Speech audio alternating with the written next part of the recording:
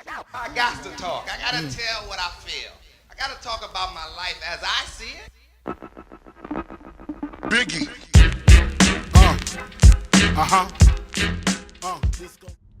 Let me close this. Maybe that'll help with the glare from the sun. Yeah, I think that's better. All right. What's going on, people? We're back. I wanted to make a short video about career and job versus hustle.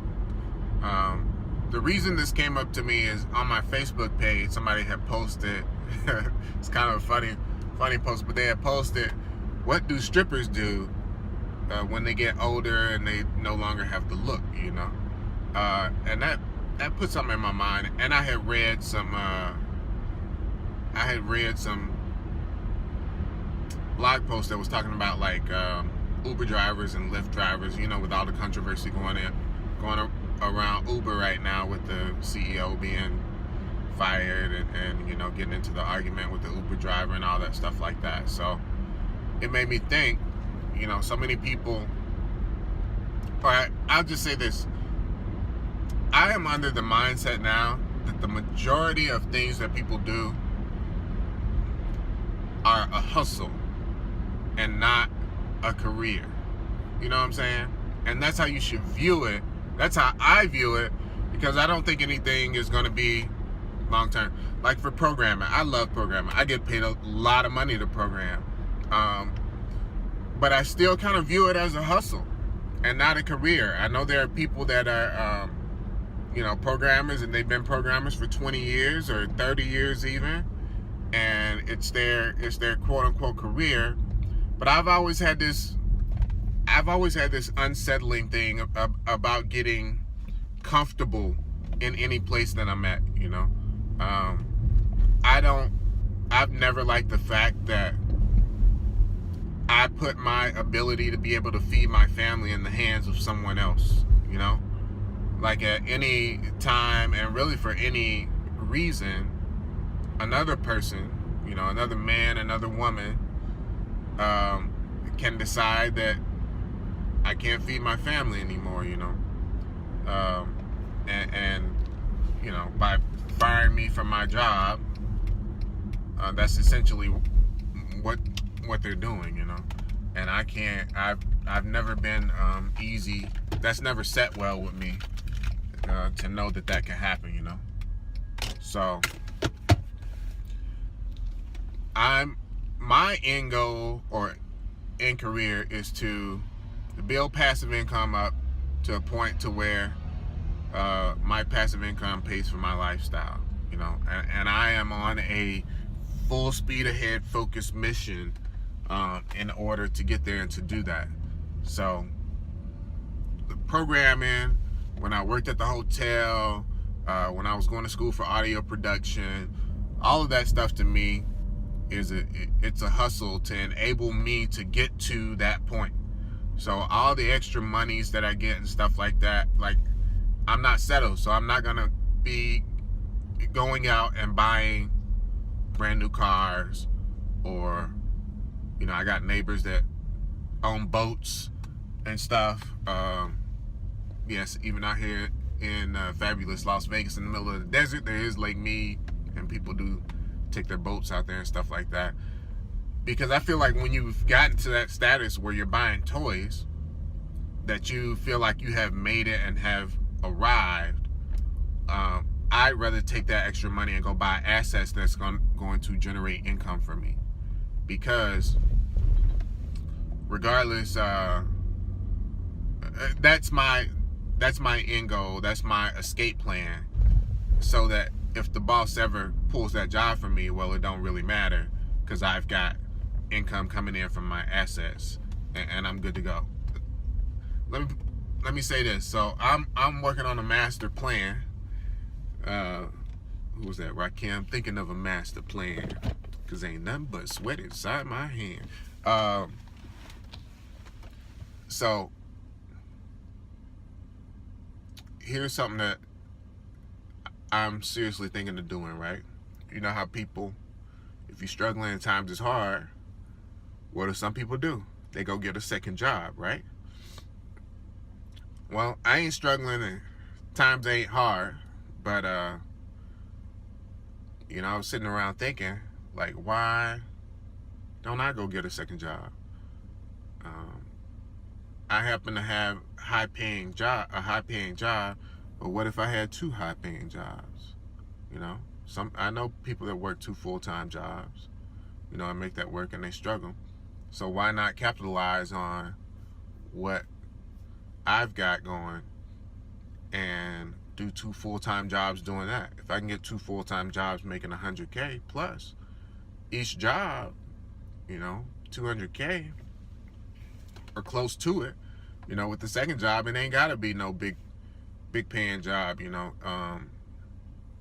If the work is easy, I can still get that done. So that's seriously what I'm thinking about doing right now, is picking up a second job and picking up a second job that's gonna, you know, bump my pay up to 200K plus level, right? Why am I doing that? I'm gonna work myself to death. You know what I'm saying? Long hours every day, probably a little time spilling over into the weekend. It's gonna take focused commitment and focused dedication for me to try to keep my work-life balance from going totally out of whack, right? By working these two full-time jobs. Because neither job's gonna know about the other, you know. As far as they know, I only work for them. I only work one job. I don't have any type of non-compete and none of that crazy stuff going on, so I can do that. That said, I'm going to do that. All the extra money I make from the second job is straight going towards investments and such. For one, it'll make my lady feel better for this private school that I was talking about on the last video, because we're looking at about $2,000 a month just in private school. You know what I'm saying? Which is like a mortgage out here in Vegas, you know, for a good sized house, $2,000 a month. So it'll make her feel better with that. That's $24,000 a year. So $24,000 a year, a second job would totally cover that, and it would be just like they're going to public school. You know, we will have no financial impact besides me working, you know, two jobs to make that happen. And then everything above that $24,000 a year. So if it's 100K, to make it a round number, that's what, $76,000 a year is all going towards investments. So I'm going to be purchasing property, probably back down in my home state of Mississippi with that extra money, probably leveraged, but I'll have money for down payments, you know, if I'm stacking that paper, to get those assets going. So my whole end plan is real estate, man. I'm purchasing real estate that other people are going to rent from me and pay me money to live there and do so. And that money that they pay me is going to fund my lifestyle for me and my family.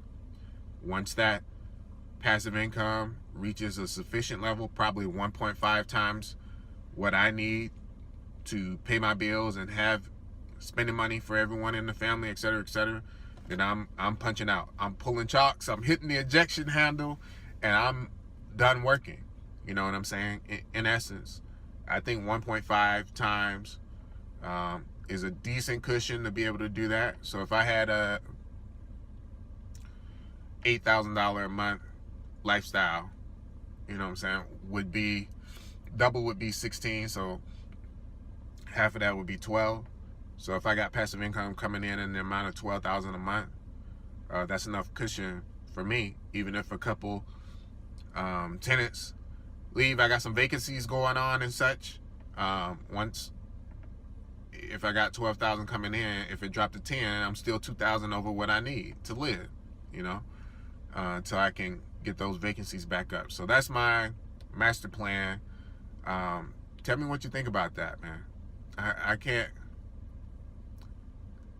There'll probably be somebody out there like, nah, man, don't do that. Don't take on a second job. And you know, you got to value the time with your family. That's the only thing I can think about somebody saying, value the time with your family and all of that stuff. But my family gets short-term sacrifice for long-term gain.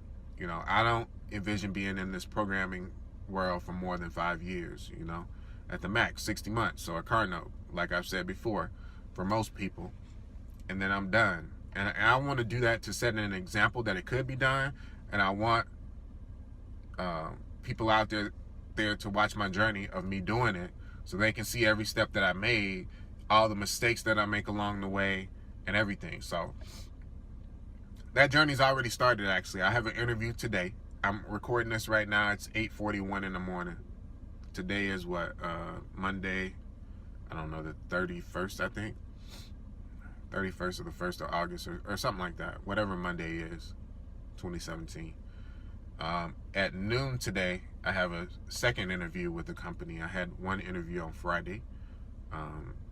Today at noon, I have second interview with the lead engineer, developer for the company. And, you know, if all things go well, perhaps I'll get that gig, and, you know, we'll get it cracking. A few weeks from now, the paychecks will start rolling in, and life will be good for my family. You know what I'm saying? And I'll let you know how tough it is to pull out 2 full-time jobs, you know, because I mean, my first job is kind of demanding. There's a pretty constant pace that's going, you know, doing software development for the government and such. But I'm gonna try. I can't sit back with honest conscience, and if I didn't try, if I didn't give it a shot, you know, because this could, just 1 year of that, if I could maintain for 1 year, I look at it like even small term, right? If it's 100K, and at the bare minimum, I survive 3 months, 90 days, right? Probationary period for most jobs. That'll be darn near enough to pay for school for the year.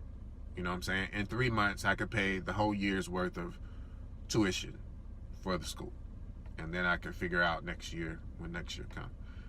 If I make it 6 months, that pays off the school, and then that pays off a quarter of the total family debt. You know what I'm saying? If I can make it a year, that'll pay off the school and just about all the family debt that we have. So we would literally be debt free. Cars paid for, both cars paid for. Really, all our family debt is cars and student loans, which is crazy because I'm paying for student loans for a degree that I'm not even using, you know. But a lot of people are doing that, and that's one of the things, if I could go back and do it over again, that I would have saved that money from doing it, because I got about $65,000, you know, in student loans, which I didn't have to have that much because I had the GI Bill, which paid, you know, a decent chunk of college. But what I did was that when I was going to school, I used student loan money to pay for school and the GI money for refunds to be able to actually live off of. So my family kind of lived off that money for some years. So I actually got, you know, that kind of funded the lifestyle. We weren't living, we were broke and poor. Actually technically got evicted at one point because I didn't get the money to pay the rent until the last day of the 5-day, and they had filed the eviction, and I went back. I was evicted for like 2 hours or something like that, and then I went and paid the money, and they came and you know, cleared the whole eviction thing. But I was technically evicted. The whole family was, and so we were just trying to keep it together back then, man. So I was doing whatever I could, and I was taking those student refund checks to be able to pay for stuff and everything. So, you know, I've been there. I've been down there at the bottom, scraping and doing everything I could just to, you know, make sure my family was taken care of. So now, on the flip side, I'm in a position now to put my family ahead. You know, we've been behind, way behind for a long time, and now I'm in a position to put them ahead. Now we're good. We're at a good level. A lot of people would put on cruise control where I'm at right now and just work this job and live the lifestyle, and everything would be good. But I'm not gonna settle. I'm gonna pick up that second job, and I'm gonna put us ahead. We're gonna end up debt free. And with assets as well to pay that. Oh, the reason I brought that up, I was having the conversation with my lady last night. I was like, we can pay off all the debt with a year's worth of, the second job. Or, as an alternative, I can take that money and instead of putting it towards debt, I put it towards assets and start purchasing property and let the cash flow from the properties pay off the debt. And she's like, no. Let's pay off the debt. Because she comes from that mindset. Pay off the debt. Just pay off the debt. I come from the mind frame of, well, look, if we start purchasing assets, right? And say something goes wrong, work starts slipping or something, and I lose one of those jobs. You know what I'm saying? I lose one of those jobs, or I get burnt out and I just can't do it no more, and I gotta, quit one of the jobs. We're still left with an asset that's producing income. And that income can keep going towards paying off debt even when the second job is gone. You know what I'm saying? So, yes, we're not paying off debt in the immediate, but we have an asset generating income that can pay off debt over the long term. And we get all the tax benefits of depreciation and all of those things. So, I just always look at something from opposite angle than the way most people would. Most people say, oh, I'm going to pay off all my debt with this second job. And yes, I can do that. And that was the first thing I thought of as well. But then, I got to see what other avenues there are. Start buying the assets, let the assets pay down the debt. You know what I'm saying? And then if the job goes away, I still got the asset that's still paying down the debt. So, yeah, I think that's interesting. I'd love to hear, what you guys think about something like that. I'm going to stop rambling. I'm at like 17 minutes. And I got to go because I'm supposed to be working right now, and I'm sitting out here in the car from dropping my son off. So I'm about to go upstairs and get to work for the day. I'll holler at y'all later. Comment below. Hit the little bell so you get notified when I drop a new video.